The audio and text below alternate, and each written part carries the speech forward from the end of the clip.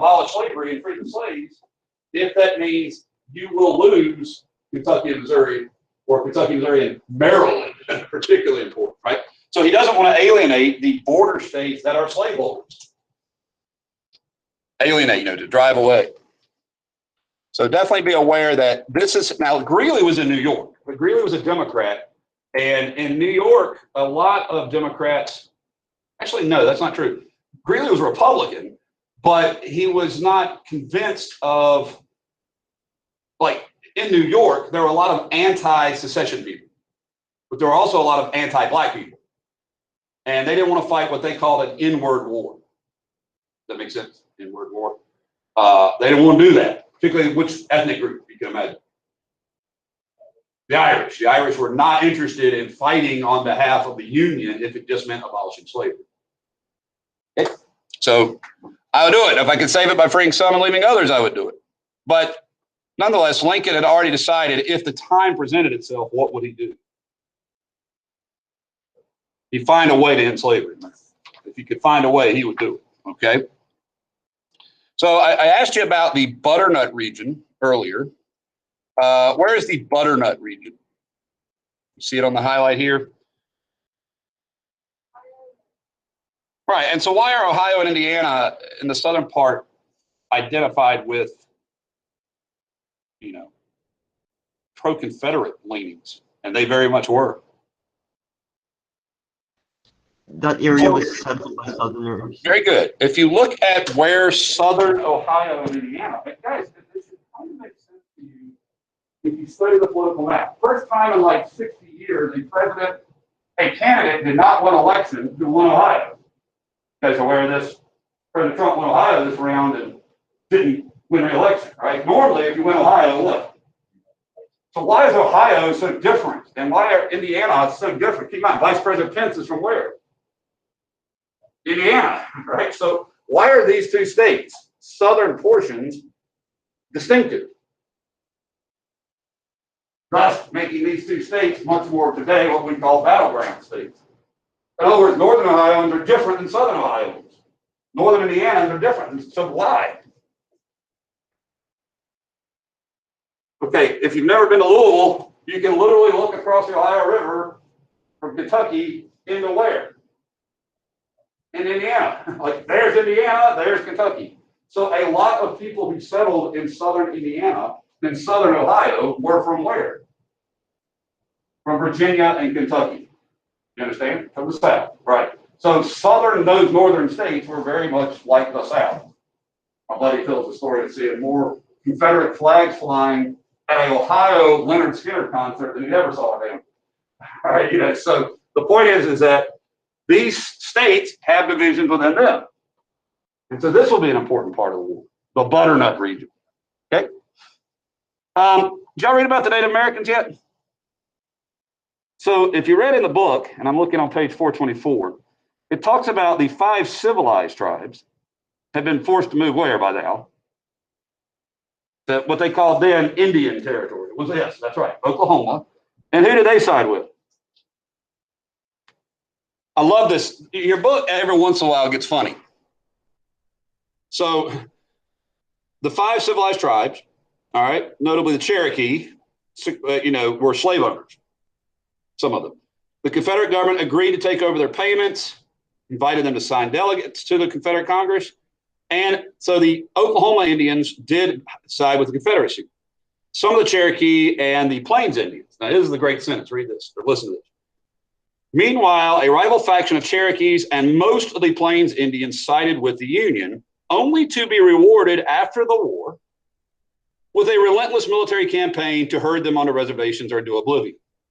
So there's your book being tongue-in-cheek, right? Like trying to be sarcastic. Like, how did we reward the Plains Indians? We slaughtered them. So don't miss that. Like they picked the North and the Confederates, had the 5 civilized tribes. In the end, both groups got screwed. Okay, Native American history is kind of easy to remember. They got screwed.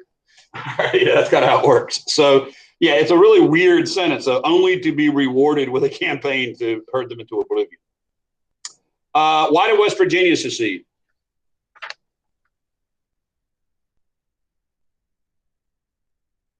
You guys never been to West Virginia? Never been to Morgan. Yeah, a bunch of coal miners, right? A bunch of Scots-Irish coal miners, a bunch of hillbillies, a bunch of people living in hollers, and what do they got? Not got a bunch of. They don't have a bunch of slaves. In fact, they don't have slaves. All right. What else don't they like? Rich people. All right. So the West Virginia counties, the counties that made up Western Virginia, that formed West Virginia, were the sort of mountain whites. I've talked about that group before, who hated black people, but hated rich white people just as much. You understand? And so, did they feel like they should fight a war for rich white people to own black people? No. They're like, we're out of here. Okay. So definitely keep that in mind. And lots of people had kinfolk who killed each other, brother versus brother. I think we can imagine how that worked. All right. So we want to look now today for the remainder of the period at the balance of forces. The balance of forces. And this is really, in many ways, if we were to ask why the Union won the Civil War, it's numbers, it's sheer numbers. All right, it's really what it boils down to. So let's take a look at the sort of better stuff. Okay, so the Confederates did have advantages, strong advantages. In fact, they were very confident they would win a military conflict. So what were some of their advantages? Well, first, they're fighting a defensive war. So if you understand the nature of defensive war, that creates two advantages, really. Internal lines of supplies. So your lines of your communication are moving inward instead of outward, right? And the only way you lose is to be utterly destroyed, right? In many ways, you can write right beside this, like who? And that's who they analogize themselves to. Who do the Southerners, the Confederate Army, the Confederate military, envision themselves as like round two of? Who else fought a defensive war and only needed to get to a draw? The revolutionaries. Founder. Yeah, the American revolutionaries.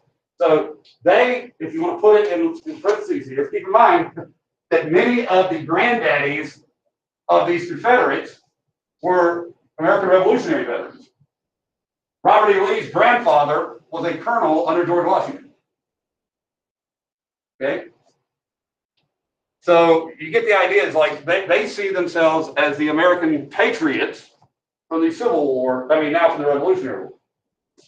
Fighting for what? What causes? What do they consider themselves doing? Now, it's a very skewed version of this, but what are they fighting for? Well, they didn't say that. They did say that, but that's not what the people thought as much. Yes, they're not fighting for slavery. But yes, they are fighting for slavery. That's not an advantage. What advantage in their mind do they? Independence, which to them is a form of nationalism. So in other words, they're creating a new nation in their minds. A nation that can have slaves, right? So it's a form of divisive nationalism. Like they created in their minds a whole new country, just like the American Revolutionaries. I have bolded and underlined letter C that there is no doubt, anybody you ask, that through most of the American Civil War, the Confederacy had the better generals, the better military. And that's why the war lasts as long as it does. Because one of the reasons why the Confederate history is so interesting for historians is it's led by some military tactical geniuses. You understand? Like high level military skill. Now, most of them were American veterans who served in this capacity, but nonetheless.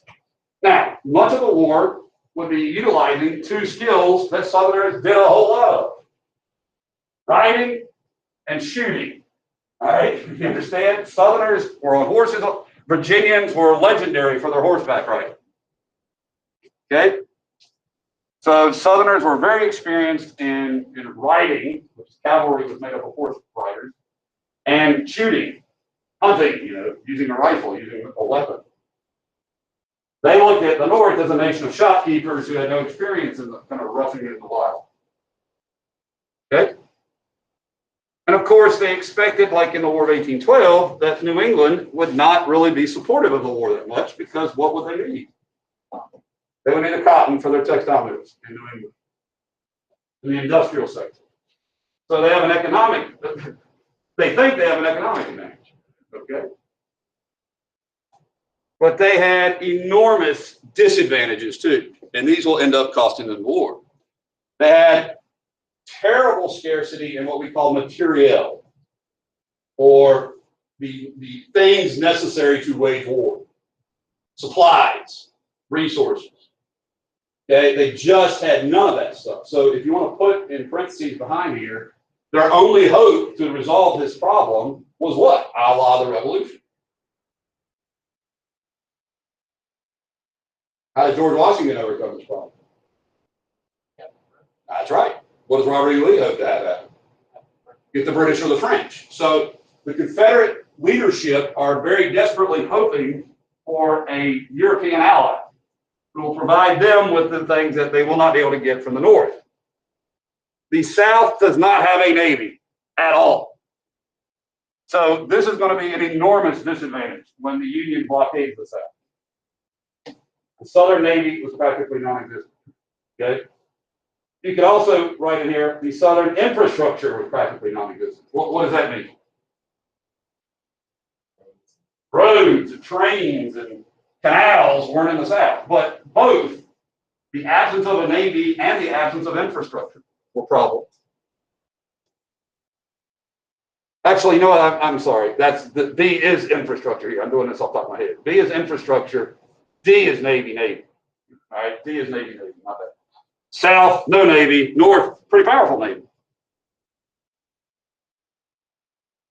C, though, by far, the economy. The economy. I'm going to show you in detail the economy weakness. So the stuff, not only did they not produce the stuff you need for war, they were chained to a single cash crop, so their entire economy was their weakness. How could that be a weakness? Well, they can't pay for anything. They can't provide the troops with anything. They can't buy guns, ammunition. They can't feed the people back home. So their economy is terrible. Guys, I've said for years, teaching the American Civil War, I am glad the South lost, of course, nation state. But I'm also glad as a Virginian, because if the South would have won, the Southern states would have fallen apart very quickly. They would have seceded from each other. And Virginia would have been like a Latin American country. You know? Nothing against Latin American countries, but I like living in America, not Guatemala or Honduras. You understand? So, yeah, this would have been a major failure. And then lastly, you definitely want to underline this. The population turned out to be far worse even than this number. Because what was a lot of, this is, you know, almost 4.5 to 1 ratio of fighting age. Why is that even worse? What's the reality of the war? Well, you can't count Negroes as part of the Southern population, really, can you? That's not going to help. And then as the Union loses troops, guess what happens off the boats? Immigrants. They're able to actually they are able to create soldiers out of free black people, runaway slaves, and immigrants. Do the Confederates have any sort of like second string to draw up and reload with? No, when Confederates loot, see, what's going to ultimately be the outcome of the Civil War is Grant's going to realize we'll fight a complete war of attrition. We'll kill as many of them as we can. And we'll lose tens of thousands by doing this, right? But in the end, who's got tens of thousands? The Union. And the Confederacy does it. It is a grotesque war of attrition. It's a precursor to the Civil War. I mean, it's a World War I, excuse me. You know, because it's the first industrial war, with the exception of maybe the Crimean War over in Europe. First serious industrial. So I told you about the economy being the Confederacy's major weakness. I've got a couple different charts here showing these problems. So let's walk through a couple of them. Population, right? 3-to-1 advantage, or at least 4-to-1 advantage, really, right? Money, as in capital, currency that can be used to start business, run business, keep businesses afloat. 81% in the North. What's almost non-existent in the South? Factories. Now, why is that an enormous problem? Well, the northern industry depends on it, right? So how does the North survive not having Southern cotton?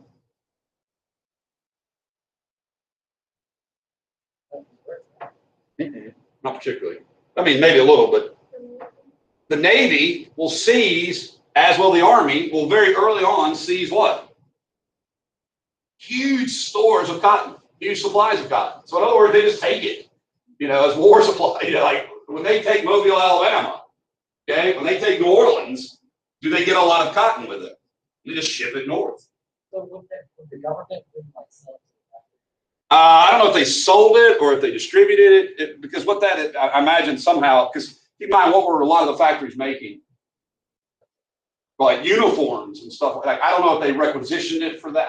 That's a really good question. I don't know exactly how Southern cotton ended up in the hands of Northern factories through the military, but I know it did, and so I'm sure they had quartermasters whose job it was to deal with like civilian populations, quite a bit. But that's a really good question, because in World War I, we're going to discover we have no way of really knowing what our factories produce. Today, our Federal Reserve Chairman could hit a button and know what oil production is in America, coal production, or orange growth is, or sale of cars for that day are. That's how much data comes pouring in to the Federal Reserve now, right? Well, we don't do anything like that then, so that's a good question. I'm sure some smart person figured it out. Most of America's breadbasket is in the north. And very quickly, the unions will discover the best places to attack are these southern breadbaskets. What's left are places to eat in the south. So, for example, the Shenandoah River Valley here in Virginia was the breadbasket of Virginia. All right. So, food. Now, you can see horses are going to be important. Mules, the Confederates had a pretty good number of. And then railroads. Again, railroads be a huge factor. You can see the absence of railroads hardly at all in the South, right? Versus, and this will be the first war really utilizing railroads. So this is really heavily talked on about population advantage, economic advantage, infrastructure advantage. These are the reasons why the Union is going to win, right? The inverse of this stuff. Now the reason the war's going to go for 4 years is the what? The skill of the generals. Okay, military leadership. But by and large, they're just overcoming the numbers, and they can't. Had the Confederacy descended into guerrilla warfare is a fascinating question of history. Understand? But it didn't. So we don't know the answer to that. So that's an interesting question always. But here you see again, Indian Territory tended to side with the Confederacy. Okay, Great Plains tended to side with the Union. There were battles in California, as far away as California, but we're going to focus primarily on the war in this region of the country right here, right where we live. Like Wilmer McLean. Y'all heard the story of Wilmer McLean the other day? Wilmer McLean lived in a little farmhouse in a little town called Manassas, Virginia. The battle would take place in his very front yard. First Battle of Manassas, right? Blew up part of his house, blew up his chimney. They used his house for a hospital, the command rooms, like they would bring wounded people in. He's like, I don't want to be this close to the battle. So he moved about 150 miles south of it. A little post office stop, train stop called Appomattox. So the guy whose house was where the Civil War started will also be the guy's house where the Civil War ends, because it's in his house that Lee and Grant signed the surrender. So that guy literally had the Civil War start and end with him. Wilmer McLean, right here in Virginia. So as you drive up Highway 29, you can drive up Wilmer McLean's move down, down south. All right, from Appomattox. You guys ever driven 29 to DC? Oh, it's fascinating, because you're driving up the Civil War, basically, right there. A little bit to the east if you go to Chancellorsville or you go to Fredericksburg. So anyway, definitely be familiar with this. Why did the South expect Europeans to join the war effort? Why did the South hope for the Europeans to join the war? Expect that would happen? Well, it's that over reliance, overconfidence on their cotton export. So the Southerners thought that the Europeans would, out of necessity, and their factories would need their cotton. That's a fair argument. They also thought that the sort of, how I told you about the Cotton Kingdom and about chivalry and stuff. So the Southern sort of leadership class was far more aristocratic, which was much more in line with some of the government leaders in Europe. The government leaders in Europe just, scorned democracy, and they looked down on the unwashed masses of industry. So there was a theory that would lead them to side with the Confederacy. Plus, would it be in Europeans' power interest to reduce the Union's power? They had a lot of reasons to be optimistic. There's two factors primarily why that never materialized. So the first is, you should go back and remember, the first is Uncle Tom's Cabin. This is why Lincoln calls this the little lady who started the Great War. It's because who had read Uncle Tom's Cabin? Who'd seen it in plays? Ordinary Englishmen. And how did they view the Civil War? They viewed it as a war either for or against slavery. So if you helped the Confederacy, you were helping slavery. They did not want to do that. A lot of ordinary working class people did not want to support a war in favor of slavery. But more importantly, and this is really the funny irony of history, if you read carefully, you notice that there was a drought in England. And they were not able to produce enough food. Particularly things like, well, they don't produce corn at all in England, but wheat and corn. Well, who produced wheat and corn? The North. And who had been selling cotton so cheaply? South. So England particularly loaded up on cotton because it was cheap. And then they needed northern food. And so that's really the ultimate reason is that, I think, is that they stayed neutral. So they didn't take any side officially. Now, France will make a terrible mistake during the war. They don't necessarily take a side in the Civil War, but they see it as an opportunity to attack Latin America and to take over places in Latin America. So we would see that as obviously a violation of the Monroe Doctrine. And so that's going to become important here shortly. So definitely be aware of that. What was the violation of Monroe? I'll do it when we get to France in just a second, but I was just kind of alluding to it now. I'll show you more details on it. So yeah, King Cotton lost to King Wheat is one way to look at it. Okay. So let me go ahead and move these fellas off of this line and to a different point. Now, I was saying earlier that this is a chapter that deals with, among other things, the problem of Europe. So these two fellas get a lot of credit for dealing with Europe during the war. So the guy on our left is William Seward, and Seward is the Secretary of State. Make sure you know that, okay? He was the famous New York senator who was known as Higher Law Seward. So he is an abolitionist, but he was also a very well-educated, sort of knowledgeable figure. It's why he thought he would be president, honestly. Like he had a good understanding of both. He was an expansionist too, which made him sort of typical Republican that day. And Seward recognizes the threat of having Britain and France in the war. So they appoint as our ambassador to Britain a very famous family name.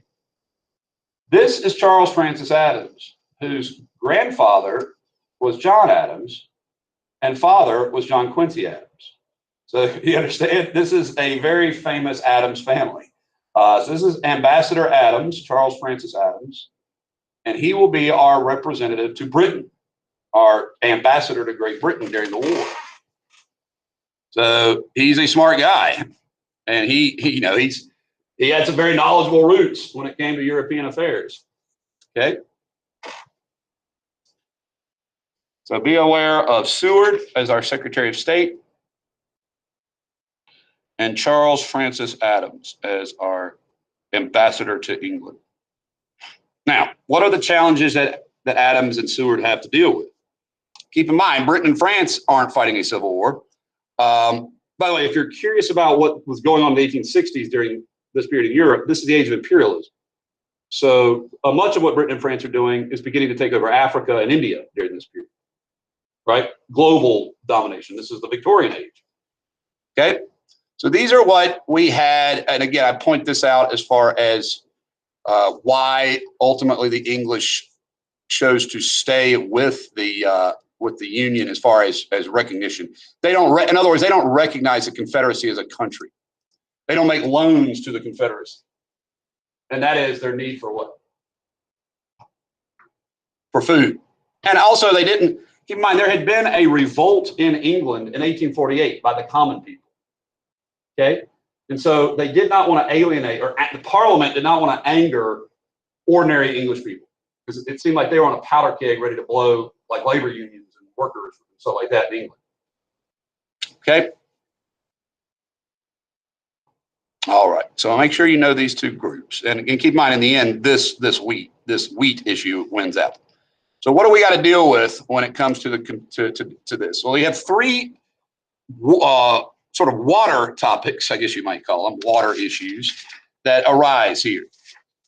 Okay, three water issues. And keep in mind, the Confederacy has no navy, so their only hope for naval ships or things like that is from Britain. So one of the issues that occurs is we violate the British freedom of the seas. There is a British ship in Cuba called the Trent that the American naval ships stop in order to get Confederates off of it, as you know, we consider them traitors. Britain says you cannot stop our ships. You keep in mind, this is Britain, right? You can't stop our ships and violate their neutrality. And Stuart and Lincoln both were like, one war at a time. Let's leave this one alone, okay? So they let them go. They returned them, because the last thing we want to see in America as the Union is to alienate who? The British government, or the British people, for that matter. So this is one issue that that President Lincoln is not going to get too upset over. Number two is by far the most important event of this period, and you can put a star beside this. So the Confederacy doesn't really have a navy, hardly at all, but what they do have are ships that they have purchased and are used to attack merchant ships. So we call that type of ship a commerce raider. So in terms of naval warfare, usually you talk about like navies fighting navies, right? Well, the CSS Alabama would sail around the Atlantic Ocean and sink vessels that were merchant vessels for America, Union vessels, not warships. So the Alabama was not attacking like American gunships. They were attacking American merchant ships. And the British built this ship and manned this ship from time to time, helped them run it. And it did very well. You know, it took a lot of commerce from the Union and sank a lot of ships. But in 1864, it was attacked by an American Union ship and sunk. So the commerce raiders were really the only sort of naval war that the Confederacy could wage. And they're almost like pirates, you know, like they attack Union merchant ships and steal their stuff and then sink the ship. But when they actually came into conflict with a Union warship, they were sunk. Alabama. If you're interested in, naval history, there's plenty of information out there on that. I'll get to things like the Monitor and the Merrimack in the next chapter. Now, the last thing, which, as you can see here, it would be a casus belli, meaning, Charles Francis Adams told the Brits that if you sell these things to the Confederacy, and what these rams are they're designed literally to smash ships. That's all they are, really, like ship smashers. And they would have probably done pretty well against the Union. You understand? Like these would have been effective ships. These were like high dollar ships. And so what happens is they didn't sell them. The Brits backed down. They didn't sell the Laird rams to the Confederacy. Okay. So always in the back of, can you imagine how complicated it must be to be President Lincoln, you know, Secretary Seward? You know, at one point during this period right here, they're dealing with ratification of the 13th Amendment, abolishing slavery. They're trying to win, you know, the last year of the war. So there's all these different issues going on simultaneously. And so you get the idea. It was a tough period on multiple fronts. Now, I told you earlier, France would be worse. Okay. And so in France, if I think if Gettysburg had gone differently, France might have ended up outright allying with the South. But as it was, France was under the leadership of one of the more idiotic people in history, Napoleon III.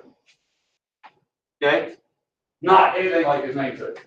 So Napoleon III is a guy who's going to lose the Franco-Prussian War by getting captured personally, if you don't know that story. All right? But Napoleon III had wanted to reassert French power in the Western Hemisphere. In the Western Hemisphere. You might like France pretty much been eliminated from the Western Hemisphere. Now, I will make a note to you that you can remember here about Lincoln. One of the reasons why the Emancipation Proclamation was so effective is it said the war is about what? Slavery. Thus, who now could really not, like they don't want to side with the slave side, you know. But Napoleon puts an Austrian archduke by the name of Maximilian on the throne of Mexico. Now keep in mind, Mexico is one of those weird countries that slingshots back and forth from having like priests be their leader to having warlords be their leader. You know, so they'll go from some liberal guy who gets assassinated and they'll have some warlord who beat him. Right? Remember Santa Anna, like that. Well, the French, using French soldiers, prop up this Austrian to be the king of Mexico. Now, this is a violation of the Monroe Doctrine, obviously. This is not only, you know, this is a gross violation of the Monroe Doctrine. And we, in America, Seward says you can't do that. And they proceed to do it. But when the war ends, 65, Seward says, you know, we've got 250,000 well-armed and trained U.S. soldiers who are now going to march southward and kill French soldiers and take Maximilian if you don't get rid of them. And so with that, the French leave, and the Mexicans put Maximilian in front of a firing squad and shot him to death. All right, so, you know, we couldn't really enforce the Monroe Doctrine immediately during the Civil War, but we absolutely said we're going to enforce it as soon as the war was over. Okay. And again, that's a clear violation of the Monroe Doctrine. Now, there's one other note in this section that the book points out is kind of fascinating, and I hadn't read it in a while, but I just happened to notice it. And that is the Parliament passes the Dominion of Canada Act. So I know that's not really U.S. history, but there was fear that Canada would sort of draw Britain into a conflict or vice versa. And so they gave Canada home rule, self-government. And if you look at the Dominion of Canada Act in 1867, it's kind of what most historians who study alternate history that I've seen say would ultimately have happened to America. It's like self-government without a law and without a revolution. So when you think back about the accelerated evolution of the Revolutionary War, Canada gets that, the Dominion Act of 67. Okay? So there were foreign affairs during the Civil War. I don't want to exaggerate their significance, but keep in mind that naval supremacy of the Union is greatly threatened if Britain sides with the Confederacy outright. Britain has the world's greatest navy, hands down, had it for centuries at that point. And so they don't want to lose that comparative advantage of having the blockade. So let's wrap it up with the two leaders, you know, the two. We've talked about President Lincoln. One of the things I love about Lincoln, and the Steven Spielberg movie did a really good job with it, is really, you know, having a sense of humor and being flexible and being open to criticism. And really, this is a good example of it. Well, it's a good example of humor, but this is that quote that I point out about Lincoln not being a nativist. You know, I am not a know-nothing. That is certain. Keep in mind, nativists were in the Republican Party. Okay, how could I be? How can anyone who hates, abhors the oppression of Negroes? And look at the date, y'all. So 6 years before the Civil War, he says, "I hate the oppression of Negroes." That's 55. Yeah, 55. I'm not a know-nothing. How could I be in favor of degrading classes of white people? Our progress in degeneracy, it's funny to me because degeneracy means to get bad, to become a degenerate, to go downward. So our progress downward appears to me pretty rapid. As a nation, we began by declaring all men are created equal. So he's quoting who? He's quoting Jefferson. We now practically read it, all men are equal except Negroes. Seems right. You know. Time. When the know-nothings get control, we'll read all men are created equal except Negroes, foreigners, and Catholics. Comes to this, I'd rather live in a country, I'd rather move to a country where they don't pretend to love liberty. You know, I'd rather just live in a country that's outright dictatorship or monarchy. We're pretending it without hypocrisy. So Lincoln made fun of himself. He made fun of, you know, I think your book gives one of the jokes that he says about Stanton. Yeah. Did Ed Stanton say I was a damn fool? Well, I dare say I must be one, for Stanton is generally right, and he always says what he means. You know, so rather than get offended and all bit out of shape, he plays it off. Told you the story about Lincoln and dueling. Lincoln didn't really like dueling. He thought it was, well, obviously not really like enlightened. But he was once challenged to a duel after he said some not nice things about another lawyer. Like he said some ugly stuff about him. And the guy challenged him to a duel. And so as Lincoln being the subject of the challenge, he got to pick weapons. He got to choose the weapon that he used. So if you don't know about Lincoln, he's like 6'4" and has a wingspan of like 15 feet. So he chose broadswords to be the weapon because obviously he could outreach the guy. And he showed up, you know, to defend his honor, and then they decided not to fight, which is not unusual for a lot of duels. But after that, he writes in one of his journals, he writes, he never again wanted to offend someone to that level. You understand? And so Lincoln practiced this type of kindness, which is almost legendary, self-deprecation. But also, like one time he was really furious at a general, like going to firing furious. So he wrote the letter. General wasn't fired. People were like, well, gee, I wonder what Lincoln's going to do. Years later, people were doing archaeology of Lincoln's effects, and they found a letter crammed in a back corner that had like Lincoln's anger on it, and then he stuck it in a drawer and closed the drawer. So like Lincoln didn't show anger, he didn't express rage, he didn't express fury, and he was probably somewhat clinically depressed, like had depression, and his wife was outright known to be bipolar. I mean, not the term for them, manic depressive. So lots of mental illness there, but just a really gracious guy who had absolutely always knew how to tell a joke. You guys know the joke about that Lincoln loved to tell about Ethan Allen and George Washington? You guys want to hear an Ethan Allen joke? You guys know who Ethan Allen is, the Green Mountain Boy? He fought in Vermont during the Revolution.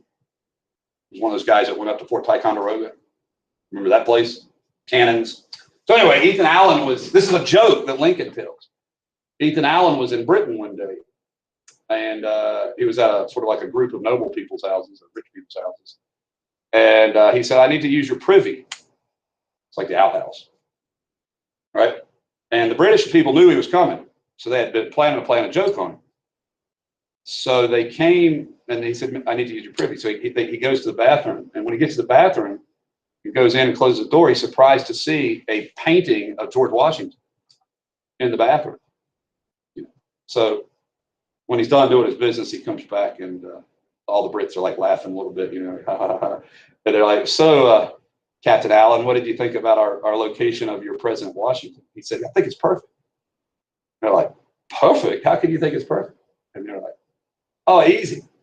Nothing will make a British soldier shite faster than a sight of George Washington. Now that's Abraham Lincoln's joke, right? You know, and that's the kind of jokes he would tell in front of people. And so he was always telling jokes and stories, and they were really folksy, and they're really down home. Like, so people liked to be around him. And he was really ugly, physically, like ugly, by his own description and by others. During his campaign in 1860, a young lady wrote to him and said, "I recommend that you to do better cover your face with chin whiskers." You know, and so he grew a beard after that. You know, and he would keep his speeches in his top hat, his stovetop hat. They were usually really short. And so people really liked Lincoln. You know, people who knew him liked him. He was an affable, amiable guy. On the other hand, Jefferson Davis was a cold fish. He was very, very rigid, very, very aristocratic. Jeff Davis, had been the senator from Mississippi, okay, and was the Secretary of the War who had purchased the Gadsden Purchase, sent Gadsden to do the Gadsden Purchase. So he's a very important government official all up into the Civil War. Davis suffered from melancholy some too. He was very strict, in many ways, a very strict constructionist, you know, and he is not liked, but he's respected. See the difference? You know, I mean, they're both respected, but for different reasons. And Davis is going to be hampered with a Confederate Constitution that doesn't give him much power. You understand? So he's not going to have that much authority. And in the end, he can't compel Southern states to pay taxes.